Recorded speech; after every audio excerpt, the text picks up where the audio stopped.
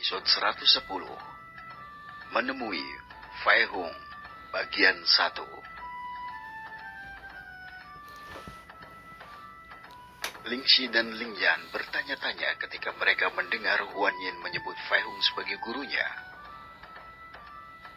Kalian berdua sangat cantik, sehingga tidak ada di antara kalian yang bisa dibandingkan.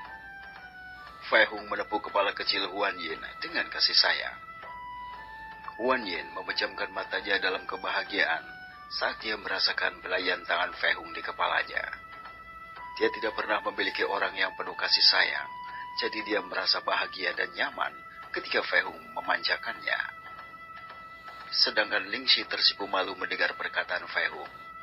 Hatinya tidak bisa membantu, tetapi merasa malu. "Saudara Hung, apakah kau guru Yin-Er?" Ling Yan bertanya pada Fei Hung menanyakan tentang keraguan apa yang ada dalam pikirannya. "Iya, Yin-Er adalah muridku, dan aku akan mengajarinya banyak hal. Dia tidak punya keluarga, dan tempat dia tinggal sebelumnya, dia dianiaya dan dia hampir tidak bisa makan. Jadi, aku memutuskan untuk membawanya pergi dari sana dan merawatnya dengan lebih baik.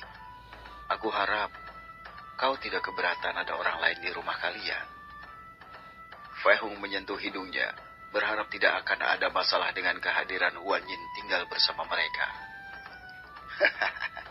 "Tidak sama sekali, saudaraku.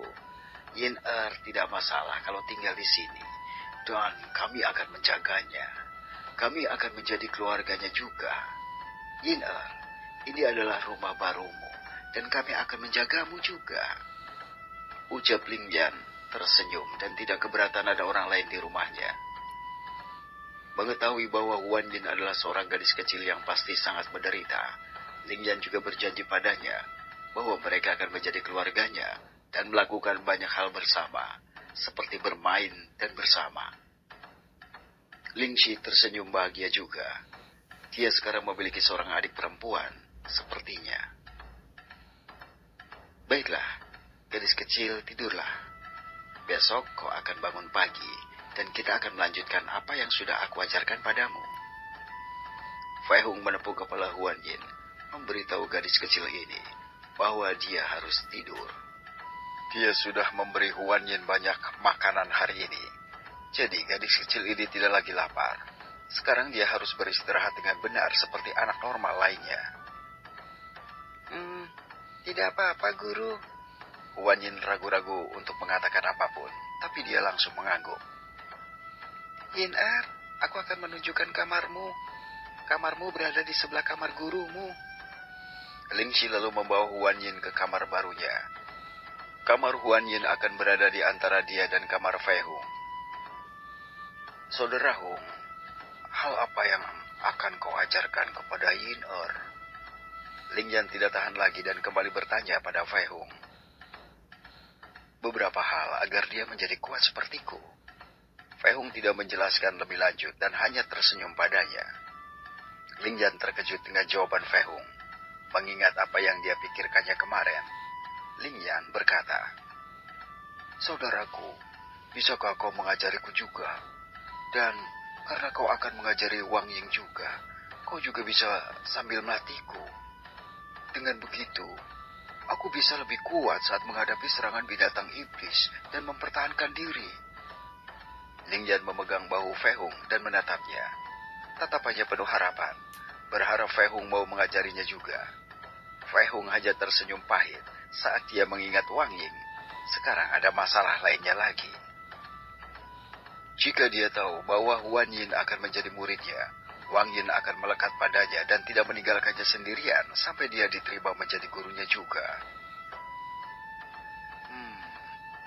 Aku bisa mengajari Wang Ying, Ling Yan, dan Xin Tian juga beberapa teknik biasa, sehingga mereka dapat meningkatkan kekuatan mereka dalam waktu singkat.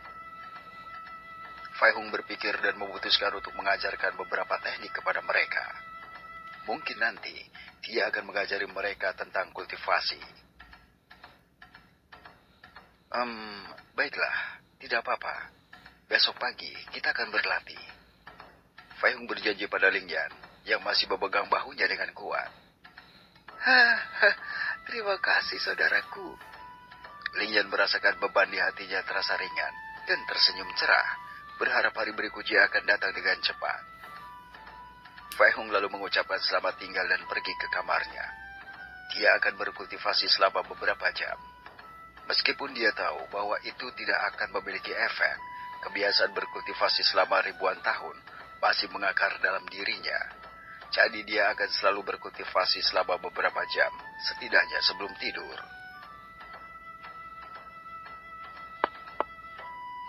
Ketukan lembut terdengar di luar pintu kamar Fei Hong.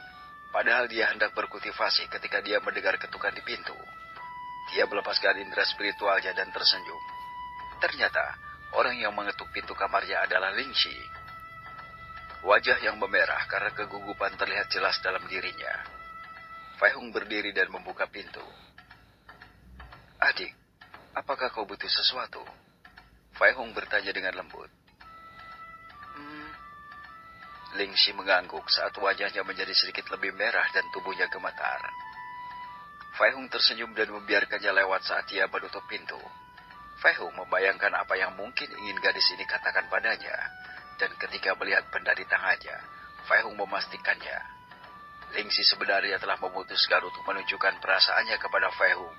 Jadi dia datang segera setelah dia menempatkan Huan Yin di kamar yang akan menjadi kamarnya sendiri. Saat ini, dia sangat gugup. Saat tubuhnya bergetar karena gugup tentang apa yang akan dia lakukan. Sekarang Ling Shi berada di dalam kamar Fei Hong. Dia merasa lebih gugup lagi. Adik, apakah kau ingin memberitahuku sesuatu? Fei Hong melihat bahwa dia tidak berbicara, jadi dia memutuskan untuk bertanya terlebih dahulu, meskipun dia mungkin sudah tahu. Wajah Ling Shi semakin memerah. Kakak, bisik Ling Shi dengan suaranya yang cemas. Dia berkata perlahan. Aku ingin memberimu sesuatu. Ling Shi tidak bisa menggerakkan tangannya secara normal, karena dia gemetar karena gugup. Ini adalah pertama kalinya dia akan mengatakan perasaannya, jadi kegugupan mengambil alih tubuhnya sepenuhnya. Fei Hong hanya bisa tersenyum melihat kegugupan Ling Shi. Meskipun Ling Shi baru berusia di atas 18 tahun, dia sudah menjadi wanita yang benar-benar cantik, dengan rasa malu dan wajah polosnya yang masih ada. Ling Shi memiliki sepasang mata paling murni. Dengan matanya saja, Fei Hong sudah terpesona.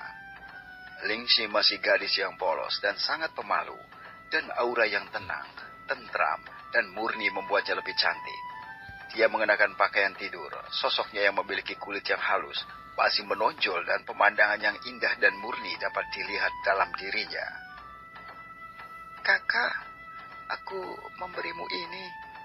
Ling Shi berkata dengan nada yang terdengar takut-takut, saat dia dengan cepat mengulurkan tangan dan meraih tangan Fei Hong, lalu meninggalkan batu delima kecil di dalam genggaman tangan Fei Hong saat dia melarikan diri.